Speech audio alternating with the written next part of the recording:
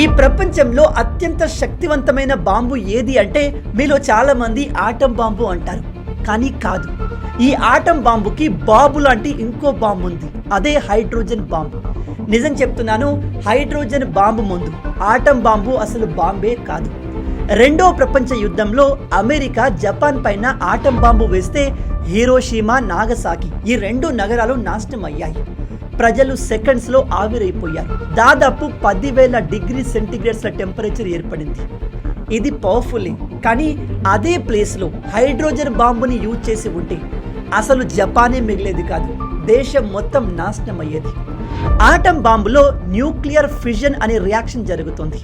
ఇందులో ఆటమ్స్ అన్ని విడిపోతాయి. కానీ హైడ్రోజన్ బాంబులో న్యూక్లియర్ ఫ్యూజన్ అనే రియాక్షన్ జరుగుతుంది. ఇందులో ఆటమ్స్ అన్ని కలుస్తాయి. మీకు క్లియర్గా అర్థం కావడానికి చెప్తున్నాను. ఆటం బాంబుతో మనం ఒక సిటీని డిస్ట్రాయ్ చేయొచ్చు.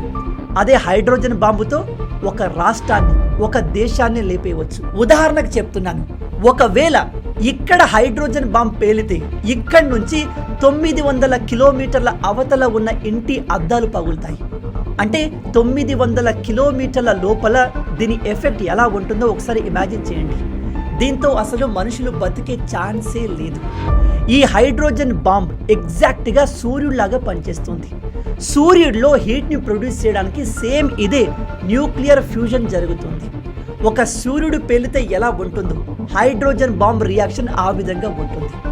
ఒక హైడ్రోజన్ బాంబ్ 10,000 ఆటం బాంబులకు సమానం. ఎస్, 10,000 ఆటం బాంబులు. మరి ఇలాంటి బాంబును ఇప్పటి వరకు ఎవరైనా తయారు చేశారా అంటే ప్రపంచాన్ని నాశనం చేయడానికి అమెరికా ఆల్వేస్ ముందుంటుంది. కాబట్టి ప్రజెంట్ వాళ్ళ దగ్గర ఉంది, రష్యా దగ్గర ఉంది, యునైటెడ్ కింగ్డమ్ దగ్గర ఉంది, ఫ్రాన్స్ దగ్గర ఉంది, చైనా దగ్గర కూడా ఉంది. ఈ దేశాలు అఫీషియల్గా మా దగ్గర హైడ్రోజన్ బాంబు ఉందని ఒప్పుకున్నాయి. కానీ మన ఇండియా దగ్గర ఉందా అంటే మన దగ్గర ఆటం బాంబులు ఉన్నాయి. కానీ హైడ్రోజన్ బాంబు ఉందా లేదా అనేది మనం రివీల్ చేయలేదు, అఫీషియల్గా యాక్సెప్ట్ చేయలేదు.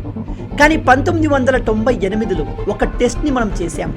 దాని గురించి డీటెయిల్స్ని గవర్నమెంట్ బయటకు చెప్పలేదు, రివీల్ చేయలేదు.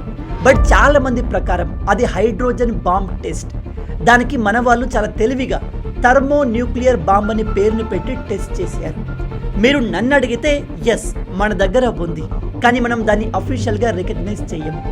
మీలో ఎంతమంది ఈ విషయాన్ని కొత్తగా తెలుసుకుంటున్నారు? ఇలాంటి అమేజింగ్ వీడియోస్ కోసం లైక్ అండ్ సబ్స్క్రైబ్.